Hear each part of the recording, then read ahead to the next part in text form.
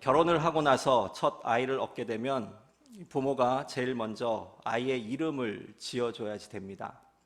그 이름을 짓는데 사실 그 이름 짓는 것이 쉽지 않다는 것을 아이를 낳은 부모들은 모두 다 경험을 그때 하게 되죠. 이 부모님들은 어떻게 하면 이 아이에게 좋은 이름을 지어줄까? 그때서부터 한 달 동안 고민을 하고 그 한 달의 기간 내에 구청에 신고를 하게 되어져 있습니다.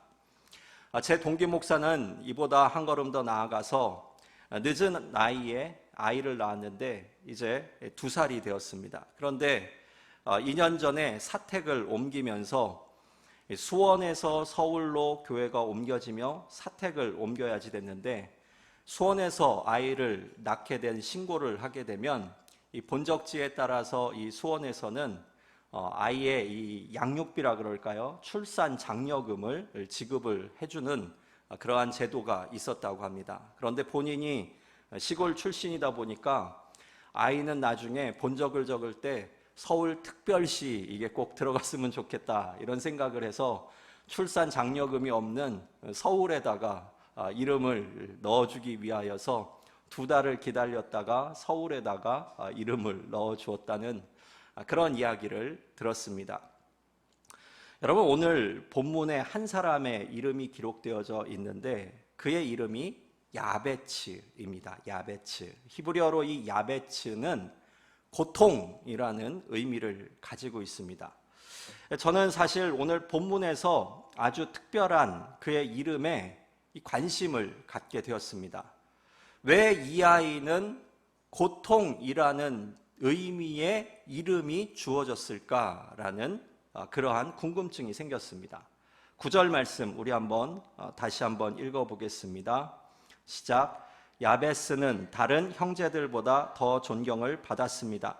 그의 어머니가 야베스라는 이름을 붙여주면서 내 아이를 고통 가운데 낳았다라고 말했습니다. 먼저 오늘 본문에 보시게 되면 아들의 이름을 누가 지어줬는가, 이 부분이 중요하죠. 오늘 본문 9절 말씀에 보게 되면 그의 어머니다 이렇게 기록을 하고 있습니다. 그의 어머니다, 이 부분이 굉장히 중요합니다. 왜 어머니가 그 아들의 이름을 너는 나의 고통이야 이렇게 지어주었을까요? 두 번째 질문, 이 역대상이라는 책에서 오늘 본문이 위치한 특징을 한번 좀 보면 우리가 이 아이의 이름에 대한 부분을 통하여서 이 여인의 삶이 어떠했고 이 가정의 삶이 어떠했음을 조금 더 알 수가 있습니다. 여러분, 역대기상을 보게 되면 1장서부터 9장까지는 이스라엘의 족보가 기록되어져 있습니다. 아담에서부터 시작해서 사울 왕에 이르기까지 쭉 그 계보가 이어지는 것을 볼 수가 있습니다. 이 족보에는 특징이 있죠. 어떤 특징이 있냐면 남자들의 이름만 기록되어져 있고요. 뿐만 아니라 누가 누구를 낳았다, 누가 누구를 낳았다, 누구의 아들은 누구이다 이렇게 기록이 되어져 있습니다. 그래서 이 역대상 1장서부터 9장까지의 이스라엘의 족보에는 가장 많이 나오는 문구가 누가 누구를 낳고 누가 누구를 낳았다 이렇게 계속 사람의 이름만 쭉 열거되어져 있는 부분을 볼 수가 있습니다. 그런데 유독 이 역대상 안에서 오늘 본문이 조금 특별합니다. 왜냐하면 야베츠라는 한 사람의 이름이 등장을 하게 되는데 아버지의 이름 대신에 어머니의 이름도 아닌 어머니가 그를 낳고 그의 이름을 지어줬다 이렇게 특별하게 소개가 되어져 있는 부분입니다. 이것이 오늘 본문을 해석하는데 굉장히 중요한 열쇠가 됩니다.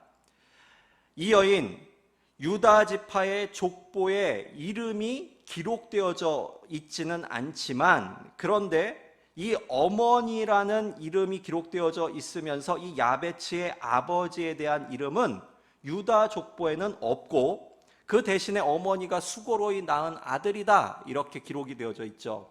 이 어머니 어쩌면 젊은 날 남편을 잃고 아이를 낳게 된 것으로 추정해 볼 수 있습니다. 병으로 남편이 세상을 떠났든지 아니면 당시에 전쟁이 많았기 때문에 전쟁 때 전사를 했을 수도 있고 어쩌면 포로로 끌려갔을 수도 있습니다.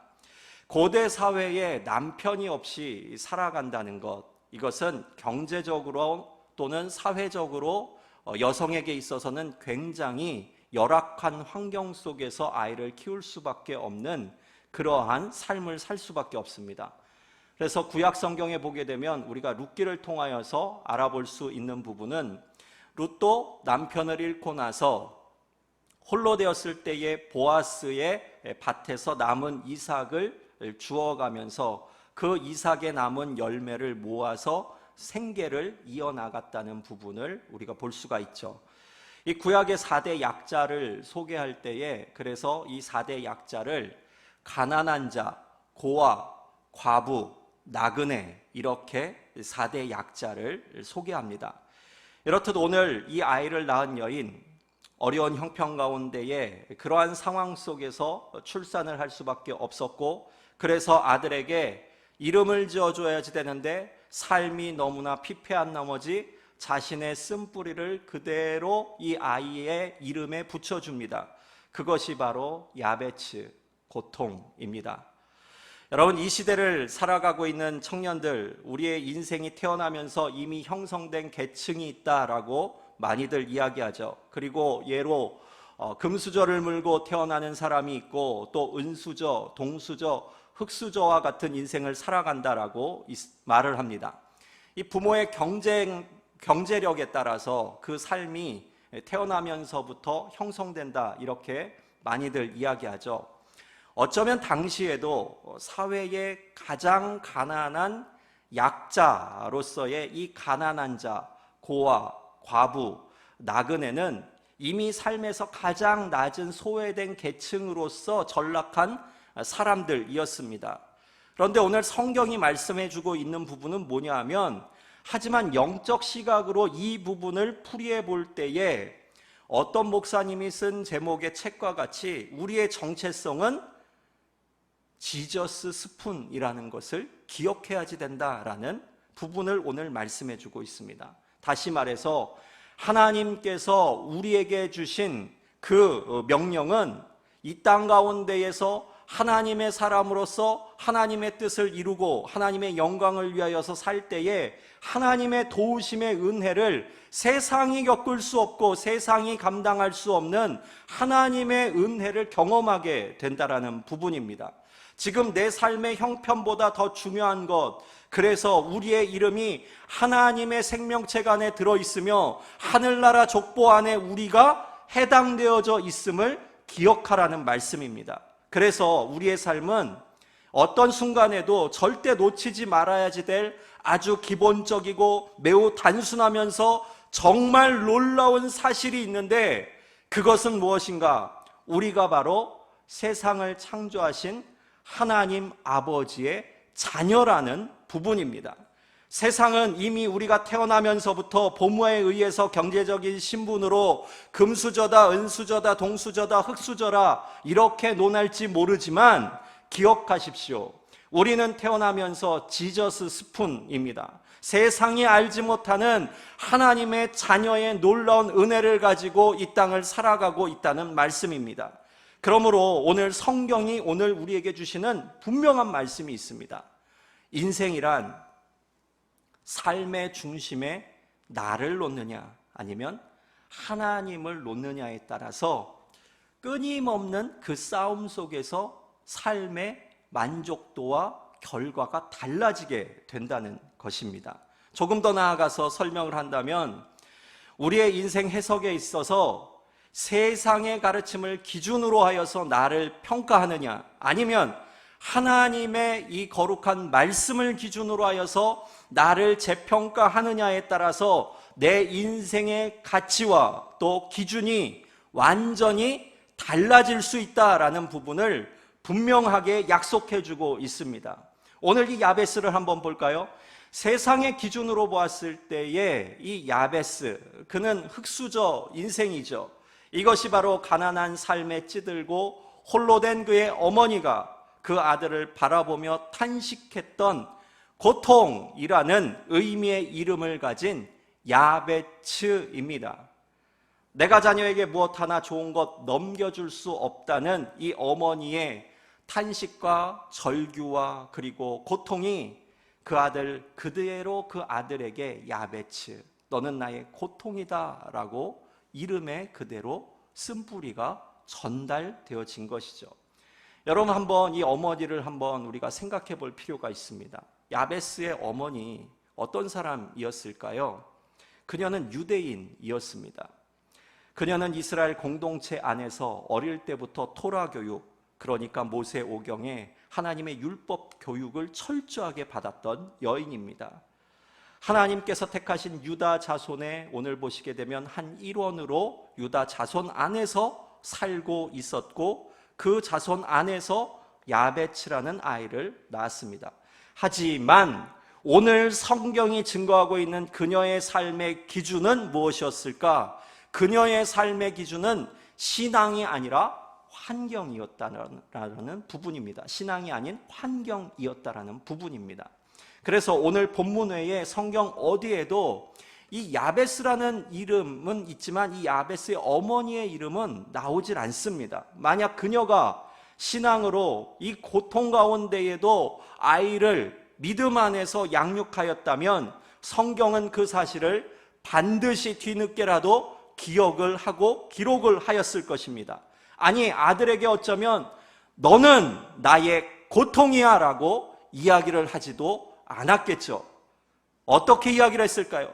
너는 하나님의 가능성이고 하나님이 나에게 주신 놀라운 축복이다 라고 이야기를 했을지 모르겠습니다. 그런데 하나님은 이 여인에게 오늘 놀라운 계획을 가지고 계셨다라는 사실입니다. 이 여인은 현실을 직시하면서 너는 나의 고통이고 나는 지금 너무나 힘든 절망 속에서 살아가고 있다라고 이야기를 하고 있지만, 하나님께서는 이미 그녀의 상황을 알고 계셨고 그녀의 눈물을 알고 계셨고 그녀를 위로하시고자 오늘 그녀에게 누구를 주셨다? 아들을 선물해 주셨다라는 부분입니다. 역대상 4장 9절 말씀을 세번역 성경으로 한번 좀 보십시오. 같이 읽어보겠습니다. 야베스는 그의 가족들 중에서 가장 존경을 받았는데 그의 어머니는 고통을 겪으면서 낳은 아들이라고 하여서 그의 이름을 야베스라 불렀다. 자, 구약의 역사서를 보게 되면 구약의 역사서는 창세기서부터 시작해서 에스더서까지 17권이 구약의 역사서입니다. 이 역사서의 특징이 있죠. 역사서의 특징은 저자가 현재의 시점에서 과거에 있었던 일을 집필하는 것이죠. 그게 바로 역사서입니다. 오늘 본문에 보시게 되면 이 야베스를 맨 먼저 소개하는 이 글에 우리가 주목을 해야지 됩니다. 세번역 성경에 보게 되면 이렇게 시작을 하죠. 야베스는 그의 가족들 중에 가장 존경을 받았습니다. 여러분, 이것이 바로 야베스의 전생애를 결론짓는 한 문장입니다. 그렇다면 야베스의 어머니가 놓친 부분이 무엇이었을까? 지금은 내가 이 환경 속에서 고통 중에 울부짖고 있지만 하나님께서 분명히 나에게 아들을 낳게 해주시고 이 생명이 내 품 안에서 자랄 수 있도록 하나님께서 주신 그 뜻을 그녀는 하나님 앞에서 찾지 않았다라는 부분입니다. 여러분, 하나님은 그 아들을 통하여서 그녀와 그녀의 가정과 그리고 나아가 유다 지파와 이스라엘 공동체 안에서 하나님의 나라를 이루기 위한 놀라운 계획을 그 아들을 통해 가지고 계셨죠. 그래서 오늘 4장 9절 말씀에 보게 되면 이것이 바로 야베스의 전생애를 결론짓는 부분으로서 그의 가족들 중에 가장 존경받는 자로 야베스가 인생을 살았었다, 이렇게 기록을 하고 있습니다. 그렇다면 여러분은 오늘 삶의 현장에서 얼마나 하나님의 가능성을 바라보면서 오늘 나에게 주어진 그 고통 속에서 하나님 앞에 하나님의 놀라운 계획을 가르쳐달라고, 보여달라고 간구하며 기대하며 기도하며 예배하고 계십니까? 성도님들, 이것이 굉장히 중요합니다. 하나님은 지금 당장의 여러분의 고난 앞에 어쩌면 침묵하시는 하나님으로 여러분이 느끼실 수 있죠. 하지만 성경을 한번 보십시오. 하나님께서는 지금 이 순간에도 여러분을 위하여서 선한 일을 계속하여서 만들어가고 계시고 앞서 일하고 계시며 그 일을 이루시기 위하여서 오늘도 우리를 부르시고 생명을 더해 주시고 우리에게 사명을 주시는 하나님이심을 기억하십시오. 이리하여서 오늘 본문에서 고통 중에 우리가 선택하는 두 개의 길이 있음을 성경은 소개해 주고 있습니다. 하나는 고통 속에서 고통 자체를 바라보고 탄식하며 살아가고 있는 인생입니다. 불평, 불만, 원망, 탄식을 입으로 계속 그 사람은 쏟아내죠. 야베스의 어머니는 자신의 상황의 자체를 고통이다 이렇게 부르짖으면서 사라지는 인생이 되고 말았습니다. 그런데 다른 하나를 한번 볼까요? 고통 속에서 하나님을 의지하여서 일어나는 인생이 있다라고 말씀해 주고 있습니다. 오늘 믿음의 조상인 이 야베스를 한번 보십시오. 야베스에게 배울 수 있는 부분이 바로 이것입니다. 그는 그의 이름을 통하여서 고통이라는 의미를 달고 살 수밖에 없었습니다. 왜? 야베츠라는 이름 자체가 고통이기 때문에 누가 나를 부를 때마다 이렇게 불렀을 거예요. 고통아 일로 와봐. 야 고통아 너 일로 와봐라. 고통아 고통아 고통아. 하루에도 수백 번 아니 어쩌면 수천 번 사람들이 그 사람을 만날 때마다 너는 고통이잖아. 너는 고통이야. 고통이야. 고통이야 라는 소리를 들을 수밖에 없는 인생이었죠. 주변 사람들이 어쩌면 그의 이름을 부르며 조롱했을 수도 있고 그의 이름을 부르며 놀렸을지도 모르겠습니다. 하지만 야베스는 그러한 뼈아픈 고통과 시련 속에서 무엇을 바라보았는가? 하나님을 바라보았습니다. 그리고 하나님의 구원의 손길을 붙잡은 이 야베스를 한번 보십시오. 하나님은 세상에 우뚝 그를 일으켜 주셨습니다. 뿐만 아니라 그를 오늘 존귀한 자로 만들어 주시는 하나님이심을 기억하십시오. 이 야베스가 이 놀라운 은혜를 경험하기 위하여서 노력한 것이 두 가지가 있었습니다. 먼저 하나님 앞에 울부짖으며 그 삶에서 하나님 나를 좀 도와주십시오 하는 간절한 부르짖음의 기도가 있었고, 다음으로는 이 고통의 시간을 믿음 안에서 인내하며 소망을 붙잡고 살아갔습니다. 여러분, 기도하면 믿음 안에서 소망을 품을 수 있다고 성경은 분명하게 약속합니다. 절망 중에 사람을 찾으면 어쩌면 순간은 따뜻한 위로를 받을 수 있습니다. 하지만 삶의 답을 그에게서 찾을 수는 없죠. 순간의 만족입니다. 절망 중에 그렇지만 하나님 앞에 기도할 때에 하나님께서는 그의 강력한 오른손으로 우리를 붙잡아 주시고 우리의 인생은 삶에서 또 다른 하나님의 은혜의 길을 걸어갈 수 있게 된다라고 약속하고 있습니다. 고난 중에 하나님께서 주시는 말씀, 이사야서 41장 10절 말씀을 한번 보십시오. 같이 읽겠습니다. 그러니 두려워하지 마라. 내가 너와 함께 있다. 걱정하지 마라. 나는 내 하나님이다. 내가 너를 강하게 하고 너를 도와주겠다. 내 의로운 오른손으로 너를 붙들어 주겠다. 하나님께서 우리에게 주시는 마음, 어떠한 마음일까요? 두려워하는 마음이 아니라는 거예요. 두려워하는 마음은 누구로부터 오는가? 사단이 우리가 하나님으로부터 멀어지도록 만들려고 주는 마음이라고 이야기를 합니다. 그래서 디모데후서 1장 7절 말씀에 보게 되면 이렇게 말씀을 하고 있습니다. 같이 읽겠습니다. 하나님께서 우리에게 주신 것은 두려움의 영이 아니라 능력과 사랑과 절제의 영이다. 우리가 하나님의 뜻 안에 있으면 예수님께서 우리와 함께 계시기에 우리는 아무것도 두려워할 것이 없다라고 성경은 말씀하고 있습니다. 왜 그럴까요? 이 땅을 창조하시고 생명을 주관하시는 그 전능하신 하나님께서 너의 편이 되어 주셔서 너를 지켜주시겠다 분명하게 약속하고 계시기 때문입니다. 그렇다면 오늘 야베스는 어떻게 하나님 앞에 존귀함을 받게 되었을까? 첫 번째로 그는 고통의 순간 하나님 앞에 부르짖었습니다. 그는 하나님께 부르짖었습니다. 10절 말씀 같이 한번 읽어보겠습니다. 야베스는 이스라엘의 하나님께 부르짖었습니다. 여호와께서 제게 복을 주시어 제 영역을 넓혀 주십시오. 하나님의 손이 저와 함께 하셔서 저를 해로운 것으로부터 지켜주시고 고통을 당하지 않도록 해 주십시오. 그러자 하나님께서 야베스가 구하는 것을 허락하셨습니다. 여러분, 믿음의 자녀들이 잊지 말아야지 될 가장 중요한 원칙이 오늘 본문에 기록되어져 있습니다. 그것은 무엇이냐 하면 바로 환난 가운데에 하나님께 울부짖는 기도가 있어야지 된다라는 말씀입니다. 나는 환난 가운데에 누구를 찾고 있는가? 사람의 편에 서려고 노력하고 있는가? 아니면 환경을 두둔하고 있는가?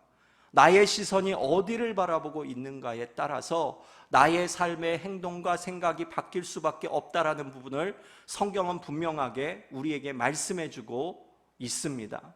성도님들, 오늘 이 말씀을 통하여서 야베스에게 먼저 배워야지 될 것, 사람들이 모두 너는 고통이잖아, 너는 고통이야 라고 이야기하고 가장 그를 사랑해 주어야지 될 그 어머니조차도 너는 나의 고통 야베츠다 라고 이름을 지어 주었을 때에 그가 그 삶의 고통 안에서 생명을 가지고 돌파할 수 있었던 그 하나의 길이 있었다면 그것은 하나님 앞에 울부짖는 간구였습니다.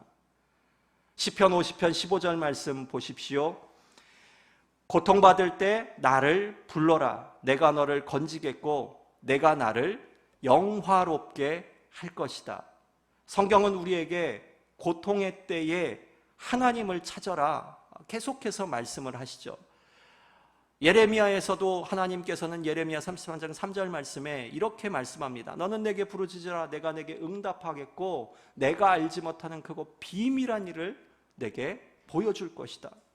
성경은 우리에게 고통의 때에 반복하여서 계속해서 하나님 앞에 네가 서 있는가를 다시 한번 생각하고 점검하라고 계속해서 말씀하고 있습니다. 야베츠, 이 놀라운 복음의 비밀을 그는 알고 있었습니다.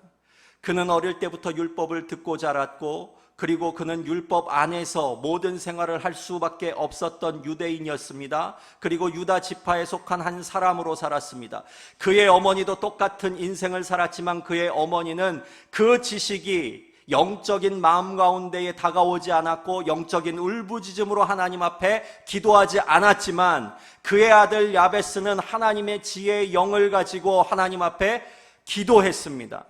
울부짖었습니다. 하나님과 교제하도록 하나님께서 어쩌면 그 고통을 사용하셔서 그를 하나님과 교제와 관계 속으로 이끌어 주셨을지도 모르겠습니다. 여러분, 고난의 문제를 해결하려고 사실 종교마다 여러 가지 해결책을 촉구했습니다. 힌두교에서는 이 고난의 문제를 해결할 때 갈말이라는 교리를 사용합니다. 갈말이, 그것은 전생의 죄값대로 이 세상에서 네가 지금 현세의 고난을 받게 된다라는 이야기입니다. 불교는 열반의 교리를 이야기하며 고통을 해석하려고 합니다. 열반은 촛불을 끄듯이 꺼진다라는 뜻입니다. 다시 말해서 욕망을 완전히 종식시키려면 인간의 모든 고통이 사라져야지 되는데 그것이 바로 욕망을 완전히 종식시키는 데서부터 온다 이렇게 이야기를 합니다. 그래서 불교도들은 현실을 도피하도록 이렇게 열반 가운데 가라 이렇게 이야기를 합니다. 회교는 고난을 알라신이 정해준 철저한 운명론으로 해석을 합니다. 묻지도 따지지도 말고 알라신의 뜻에 복종하고 받아들이라고 고난을 이야기합니다. 하지만 오늘 기독교는 고난의 문제에 대하여서 그 해결책이 하나님께 있음을 분명하게 말씀합니다.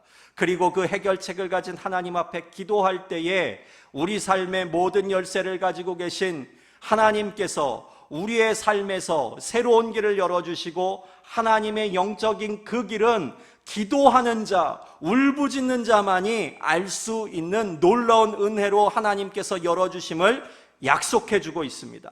성도님들, 이것이 바로 복음입니다. 야베츠, 그는 이 고난의 문제를 가지고 사람을 찾아가지 않았습니다.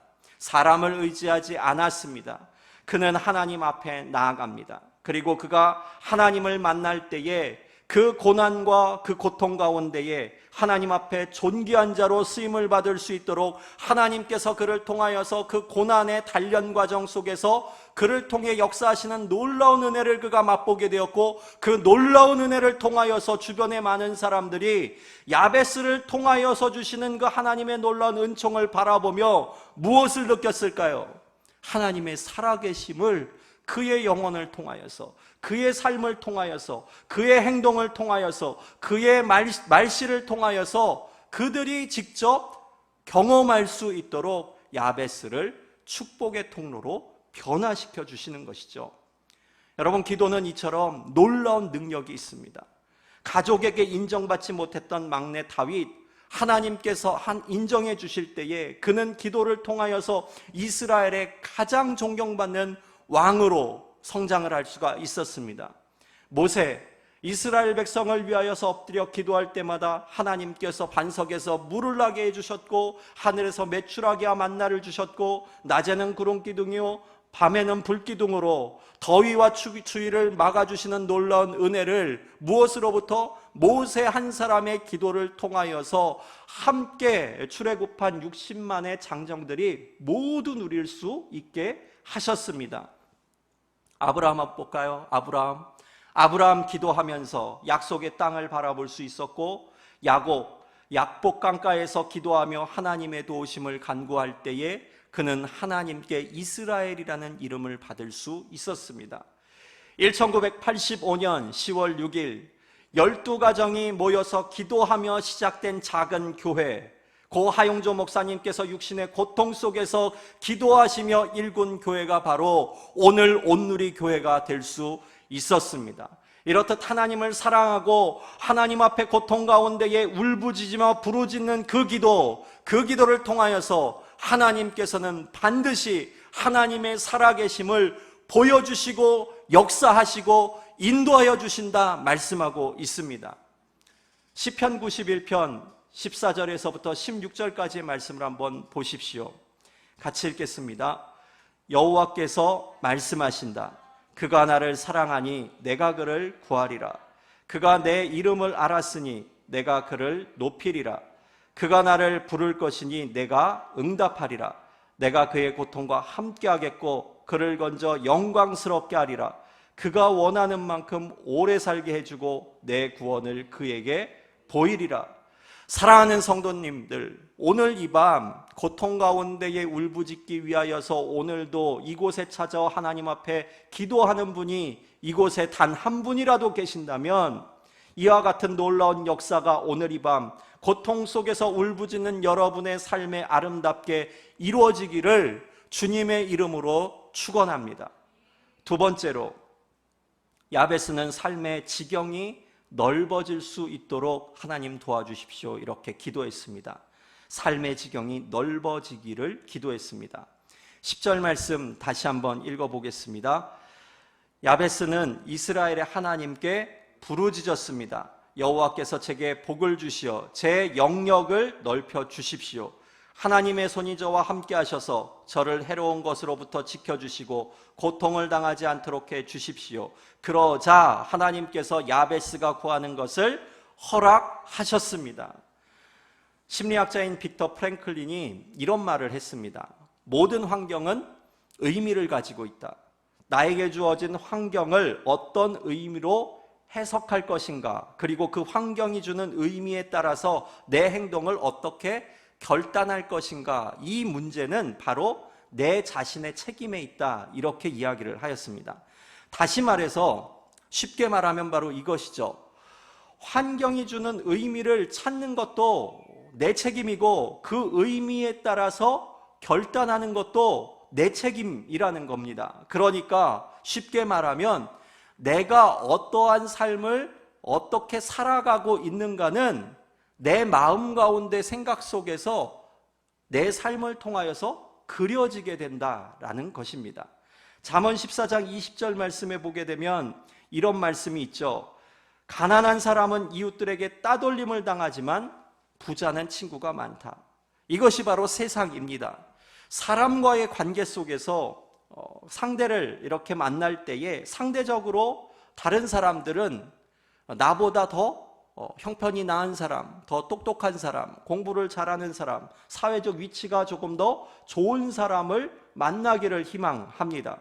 힘없는 사람, 나보다 나약해 보이는 사람, 나보다 조금 가난해 보이는 사람, 나보다 생활 환경이 좀 안 좋은 사람이랑은 관계를 가까이 하려고 하지 않죠. 일반적인 사람들의 생각입니다. 이것은 바로 가난함을 경험한 사람들은 뼈저리게 느끼고 삶을 통하여서 다가오는 문제이기도 합니다. 컴패션이라는 국제 어린이 양육 기구가 있습니다.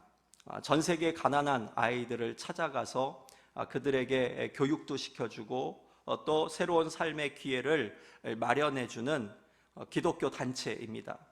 저는 오래전에 이 한국 컴패션의 대표인 서정인 목사님이 하셨던 10분 강의를 들으면서 가난함이 무엇인지에 대한 정의를 들으며 펑펑 눈물을 흘린 적이 있었습니다. 그분이 이렇게 이야기를 했습니다. 가난은 한 생명으로부터 아무런 가치 없는 그냥 이렇게 희망 없이 살다가 이 자리에서 시들어가는 것입니다. 새로운 삶을 열어갈 기회조차 주어지지 못하는 것, 그것이 바로 가난입니다. 가난은 한 생명에게 너에게는 기회가 없어 라고 외침의 소리, 그 외침입니다. 이렇게 이야기를 하였습니다. 여러분, 야베스의 고통, 바로 이런 찢어지는, 가슴 찢어지는 가난한 고통이었죠.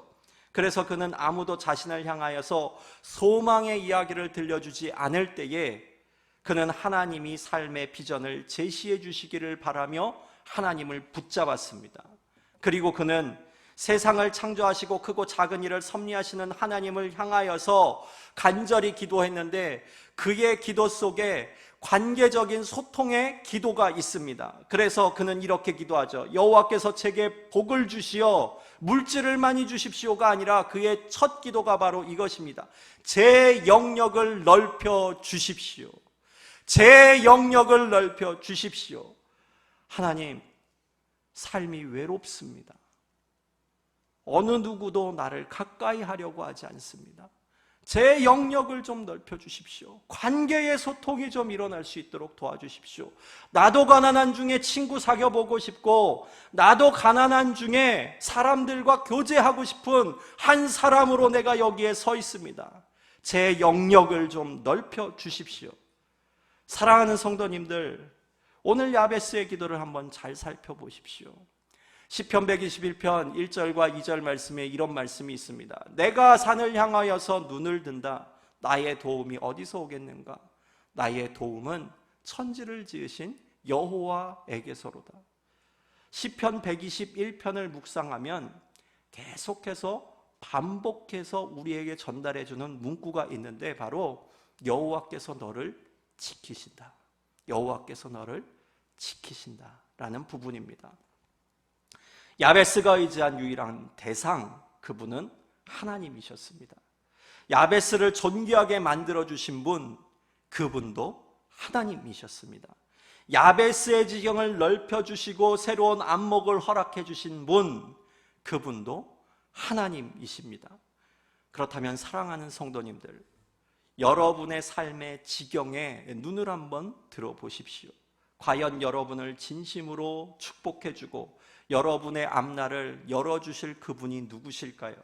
오직 하나님 한 분이심을 우리에게 성경은 분명하게 약속해주고 있습니다. 자신의 독생자 예수 그리스도까지 아낌없이 우리를 위하여서 내주신 그 전능하신 하나님께서 우리의 죄를 속량하시기 위해 십자가의 구원으로 그 사랑을 증거하신 그 하나님께서 그분의 신실한 사랑 외에 네가 어디서 이만한 사랑을 받겠느냐 말씀하시며 나에게로 오라 초청하시는 이 말씀에 영적으로 응답하실 수 있는 이 밤이 될 수 있기를 바랍니다. 마지막 세 번째로 야베스는 하나님의 손이 나를 붙잡아 달라 이렇게 간구를 합니다. 10절 말씀, 계속해서 우리가 10절 말씀을 묵상하죠. 아주 중요하기 때문입니다. 다시 한번 10절 말씀 같이 읽어보겠습니다. 야베스는 이스라엘 하나님께 부르짖었습니다. 여호와께서 제게 복을 주시어 제 영역을 넓혀 주십시오. 하나님의 손이 저와 함께 하셔서 저를 해로운 것으로부터 지켜주시고 고통을 당하지 않도록 해주십시오. 그러자 하나님께서 야베스가 구하는 것을 허락하셨습니다. 여러분, 오늘 본문에서 야베스가 고통을 벗어나 존귀한 자로 세움을 입을 수 있었던 가장 큰 이유, 하나님의 손이 그를 붙잡고 계셨기 때문입니다. 하나님의 손이 그를 붙잡고 계셨기 때문입니다. 하나님께서 그를 이끄셨기 때문에 그가 해로운 곳에서부터 구원을 받을 수 있었고, 하나님께서 그와 함께 하셨기 때문에 그는 고통에서부터 벗어날 수 있는 기쁨을 누릴 수 있었습니다. 그렇다면 사랑하는 성도님들, 오늘 이 야베스의 기도를 잘 한번 살펴보십시오. 그의 기도는 2절밖에 안 되지만 그의 기도에서 주어는 여호와 하나님입니다. 여호와 하나님. 여호와께서 내게 복을 주십시오. 여호와의 손이 나를 붙잡아 주십시오. 이것이 바로 야베스의 기도였습니다. 그는 인생길 앞에서 나를 인도하여 주시는 분이 하나님이심을 믿음으로 선포하며 기도할 때에 성경은 하나님의 강력한 손이 그를 늘 항상 붙잡아 주셨고, 그래서 그의 지경이 넓혀져서 관계의 축복도 회복될 수 있었고, 그를 통하여서 많은 이들이 하나님의 사랑을 경험할 수 있었고, 하나님의 살아계심이 그를 통하여서 놀라운 은혜로 이스라엘 땅 가운데의 유다 지파 안에서 이루어지는 것을 목도할 수 있게 됩니다. 기도의 놀라운 능력, 그것은 바로 기도한 사람만 알 수 있습니다. 이것이 바로 기도의 비밀이죠. 오늘 하나님의 뜻이 내 삶 속에 이루어질 수 있기를, 기도할 수 있기를 바랍니다. 여러분의 고난 속에서 하나님 어디 계신가요? 울부짖을 때에 하나님은 여러분을 위하여서 새로운 그 길을 여러분에게 열어주시기 위하여 여러분의 눈물을 알고 계시고, 여러분의 고통을 알고 계시고, 여러분의 억울함을 알고 계시고, 여러분의 간절함을 알고 계시며 그 일을 앞서 행하시는 하나님이심을 분명하게 말씀하고 있습니다. 그러므로 오늘 내 삶의 열쇠, 성경은 분명하게 하나님께 있다고 말씀하고 있습니다. 야베스, 고난의 상황에 하나님의 은혜를 붙잡고 일어난 사람입니다. 오늘 여러분이 야베스가 될 수 있기를 바랍니다. 하나님의 가능성이 될 수 있기를 바랍니다. 하나님의 능력에 손 붙잡고, 누구는 금수저, 누구는 은수저, 누구는 동수저를 세상 속에서 이야기할 때에 나는 지저스 스푼으로 하나님께서 나를 붙잡고 계시다라고 기도하며 나아갈 수 있기를 바랍니다. 여러분을 통하여서 하나님께서 일하시는 놀라운 은혜가 기도를 통하여서 임하여질 것입니다. 이 약속의 말씀을 붙잡으십시오. 믿음의 사람들을 통하여서 일하신 놀라운 은혜가 오늘 이 시간도 여러분의 기도를 통하여서 분명하게 이루어질 수 있음을 기억하시고 기도할 수 있는 거룩한 이 밤 될 수 있기를 주님의 이름으로 간절히 축원합니다. 이 시간 함께 찬양하며 기도의 자리로 나아가기를 원합니다. 나의 기도하는 것보다 라는 찬양인데요, 하나님께서 이 찬양을 통하여서 우리의 간절한 기도를 통해 응답하여 주실 줄 믿습니다. 함께 찬양하며 나가기를 원합니다. 나의 기도하는 것보다, 나의 기도하는 것보다 더욱 응답하실 하나님, 더욱 응답하실 하나님, 나의 생각하는 것보다, 나의 생각하는 것보다 더욱 이루시는 하나님, 더욱 이루시는 하나님, 함께 고백합니다. 우리 가운데 역사하신, 우리 가운데 역사, 능력대로 우리들의 능력대로 우리들의 간구함을 넘치도록 간구함을 넘치도록 누가 능히 하실 주님을 찬양합니다. 주님께 모든 영광과 존귀 찬양과 경배를 돌릴지어다.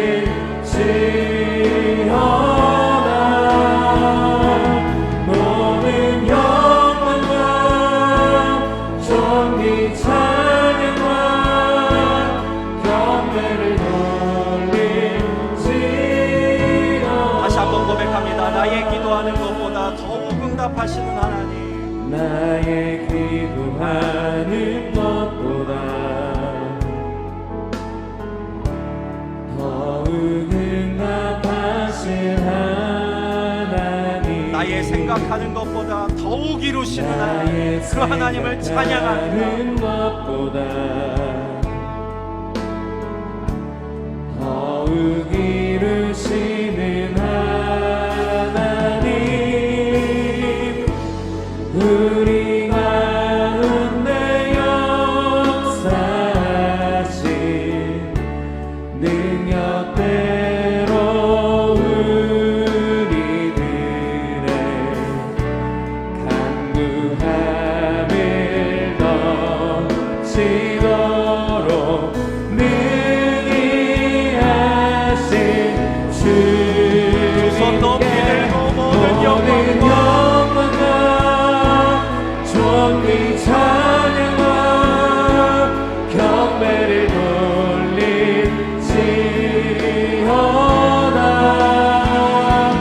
모든 영광과 존귀 찬양과 경배를 돌릴지어다. 마지막으로 고백합니다. 모든 영광과 모든 영광과 존귀 찬양과 경배를 돌릴지어다.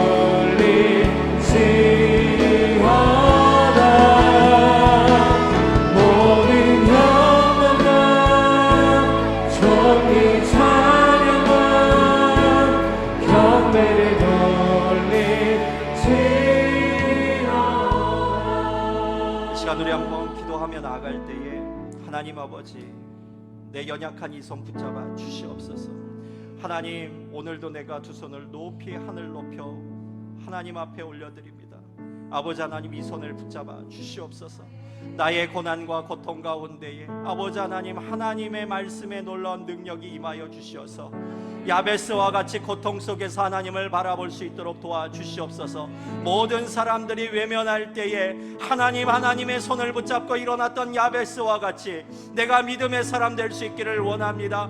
하나님의 삶의 놀라운 증인이 될 수 있기를 원합니다. 하나님의 살아계심의 놀라운 은혜를 얻기를 원합니다. 이 시간 두 손 높이 들고 주님 앞에 통성으로 나의 삶을 하나님 붙잡아 주십시오. 간절히 기도하며 나가길 원합니다. 주여, 사랑의 하나님 아버지, 내 두 손을 올려드리며 하나님, 나의 고통 가운데에 역사하여 주시는 하나님, 나의 고통과 눈물을 하시는 하나님,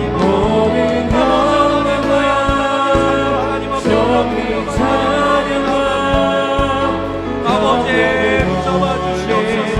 아버지 역사하여 주시옵소서. 하나님의 놀라운 은혜를 붙잡기 원합니다. 하나님의 손으로 온전히 나를 붙잡아 주시옵소서. 주님 온전하게 붙잡고 밀어내기를 원합니다. 나의 아버지 하나님, 이 고통 가운데 내 눈물을 닦아주실 하나님이심을 내가 다시 고백하며 하나님 나아가기를 원합니다. 하나님 아버지, 나의 신앙을 주시옵소서. 하나님 아버지, 관계의 소통이 이루어질 수 있도록 도와주시옵소서. 원수의 합전하님 여러분 속에서 하나님 은혜가 나가기를 원합니다. 주의 능력을 내 산새로 하나님, 우리 자녀들의 하나님 앞에 나는 인하여 주시옵시고 붙잡아주시고 인도하여 주의 능력을 못하는 나가리라. 주와 함께 싸워 승리하리라. 날마다 믿음으로 나 살아가리. 한 번 더 기도하며 나갈 때에 하나님, 우리 가정과 공동체의 연약한 지체들을 위하여서 야베치처럼 지경을 넓혀주시기를 기도하기 원합니다. 오늘 이 시간 우리 함께 기도할 때에 하나님, 내 주변에 연약한 지체들이 있습니다. 아버지 하나님, 오늘도 하나님의 은혜를 간구하는 지체들이 있습니다. 우리 순식구들이 있고, 우리 친척들이 있고, 우리 자녀들이 있고, 우리 남편이 있고, 우리 아내가 있습니다. 하나님, 내가 그 이름을 부르며 하나님 앞에 눈물로 기도하며 하나님 도와달라고 간구할 때에 주님의 은혜가 임하여 주시옵소서. 은혜를 내려 주시옵소서. 나를 축복의 통로로, 하나님의 말씀의 통로로 사용하여 주시옵소서. 이 시간 주님의 이름 한번 부르짖고 다시 한번 통성으로 기도합니다. 주여, 나는 믿네. 하나님 아버지, 오늘 아버지 하나님 앞에 주의 능력으로 내 삶 새롭게 되리. 나는 믿네. 주의 능력으로 다 내리 나가리라. 주와 함께 싸워 승리하리라. 내가 믿음으로 다 살아가리. 나는 믿네. 주의 능력으로 내 삶 새롭게 되리. 나는 믿네. 하나님 붙잡아주시고 인도하여 주시옵소서. 능력으로 담대히 나가리라. 주와 함께 싸워 승리하리라. 내마다 믿음으로 나 살아가리. 나는 믿네. 주의 능력으로 내 삶 새롭게 되리. 나는 믿네. 주의 능력으로 담대히 나가리라. 주와 함께 싸워 승리하리라. 내가 믿음으로 나 살아가리. 나는 믿네. 주의 능력으로 내 삶 새롭게 되리. 나는 믿네. 하나님의 이름을 말합니다. 주여 역사하여 주시고 하나님 도와주시고 주시옵소서. 하나님 함께 싸워 승리하리라. 날마다 믿음으로 나 살아가리. 주님이 그대 앞에 계셔서 그대에게 바른 길 보이시기 바랍니다. 주님이 그대 곁에 계셔서 그대를 발로 껴안아 지키시기 바랍니다. 주님이 그대 뒤에 계셔서 못된 사람들의 나쁜 계획에서 그대를 보존하시기 바랍니다. 주님이 그대 아래에 계셔서 그대가 떨어지면 받아주시고 그대를 덫에서 끄집어내시기 바랍니다. 주님이 그대 안에 계셔서 그대가 슬퍼할 때 그대를 위로하시기 바랍니다. 주님이 그대 둘레에 계셔서 남들이 그대를 덮칠 때 막아주시기 바랍니다. 주님이 그대 위에 계셔서 그대에게 복 주시기 바랍니다. 이처럼 그대에게 은혜로우신 하나님이 복 주시기 바랍니다. 주 예수 그리스도의 은혜와 하나님의 한결같으신 사랑하심과 성령의 사귐이 함께 하시기를 간절히 빕니다. 아멘.